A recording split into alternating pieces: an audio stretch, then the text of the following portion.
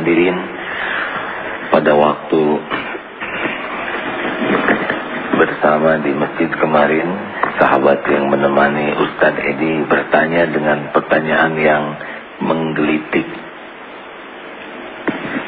Mengapa yang mengajak tobat itu biasanya orang-orang soleh, yang kesalahannya justru sedikit? Mengapa yang paling gigih mengajak orang bertobat justru ulama yang semakin bersih? Para nabi jelas bersih dari dosa. Mengapa? Dan mengapa penjahat tidak mengajak tobat?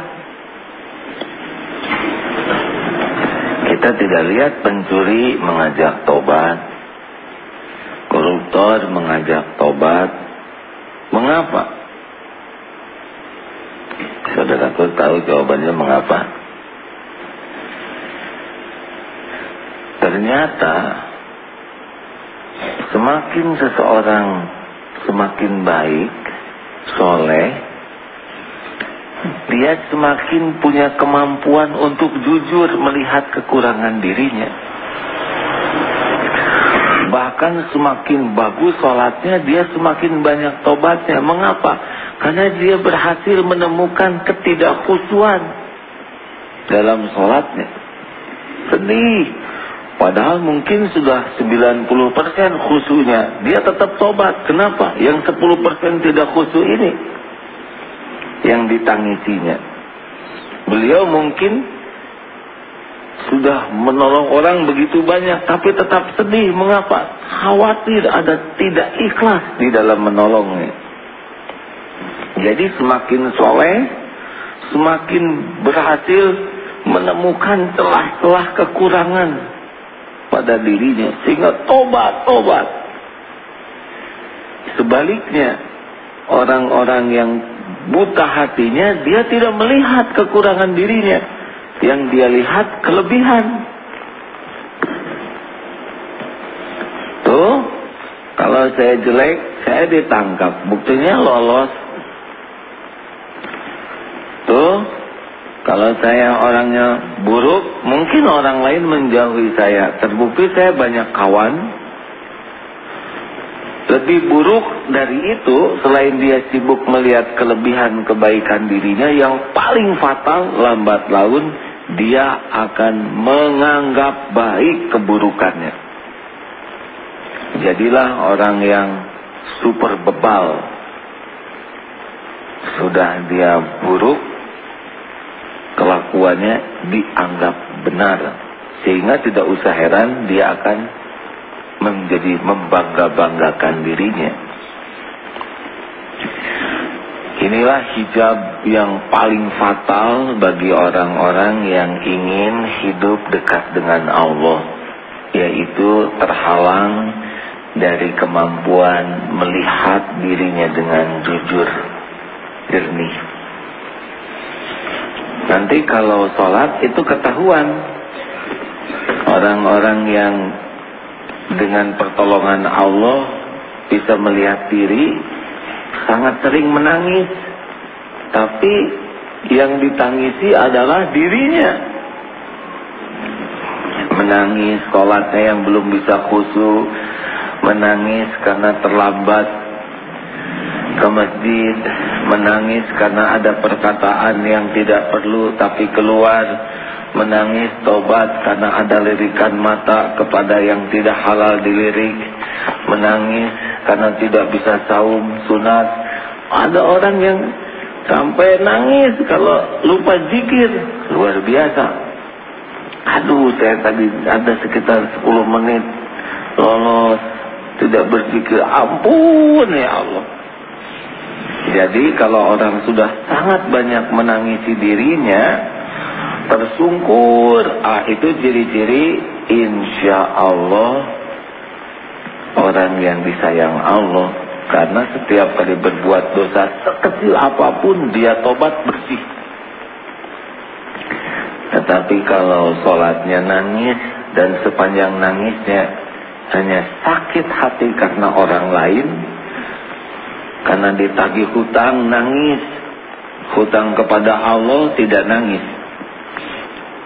Dia dizalimi orang nangis, tapi dia zalim kepada Allah, dia tidak nangis. Dia berbuat zalim kepada yang menciptakan dirinya, membohongi, menipu Allah, dia tidak nangis. Kalau kita masih sering menangisi perbuatan orang kepada kita, itu masih terhijab, masih jauh dari Allah. Walaupun tahajudnya buat kepentingan duniawi, walaupun sholatnya jalan, tapi dia sakit hati oleh orang, kan masalah duniawi. Harusnya sakit hati kita tidak bisa menemukan hikmah dari kejadian disakiti orang, itu yang harusnya membuat kita nangis. Masya Allah. Ustaz Salis ada ditemukan? Coba. Alhamdulillah. Kita doakan ini putrinya Ustaz Salis masih di rumah sakit. Semoga Allah memberikan kesembuhan dan orang tuanya diberikan kesabaran, serta dibukakan pintu hikmah di balik semua sakit putrinya ini, insyaallah. Amin ya rabbal alamin. Nah, surat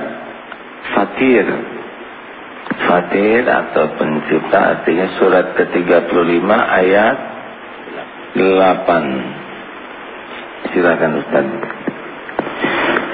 A'udzu billahi minasy syaithanir rajim.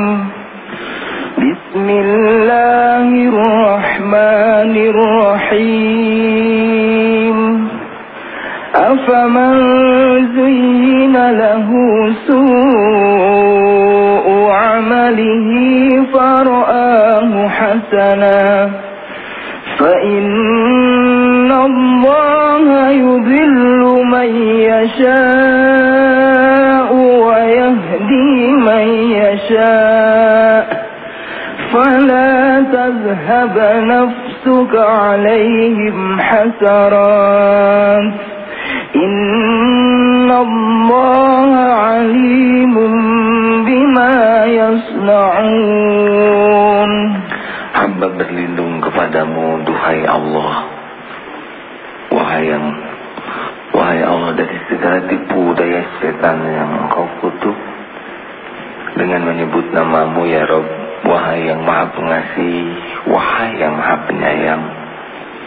Maka apakah orang yang dijadikan ditipu setan menganggap baik pekerjaannya yang buruk itu, lalu meyakini pekerjaan itu baik? Maka sesungguhnya Allah menyesatkan siapa yang dikehendakinya dan menunjuki siapa yang dikehendakinya. Maka janganlah dirimu binasa karena kesedihan terhadap mereka. Sesungguhnya Allah maha mengetahui apa yang mereka perbuat. Maha benar Allah. Jadi inilah orang-orang yang tertipu, yang merasa baik. Biasanya siapa saja. Nah, ujiannya ini adalah kepada orang yang diberi kelebihan. Misalkan dia ditakdirkan diuji dengan banyak ilmu. Ini sudah berat nih. Orang yang merasa banyak ilmu dan merasa ilmunya itu cukup bagi dirinya, dia akan sulit dikoreksi orang lain karena terhijab oleh ilmunya. Termasuk yang tahu ilmu agama, lebih banyak hafalan Quran, hafal hadis, tetapi dia sudah merasa soleh dengan punya ilmu, padahal ilmu itu belum menjadi soleh. Karena ilmu itu baru mengangkat derajat kalau diamalkan, dan amal itu baru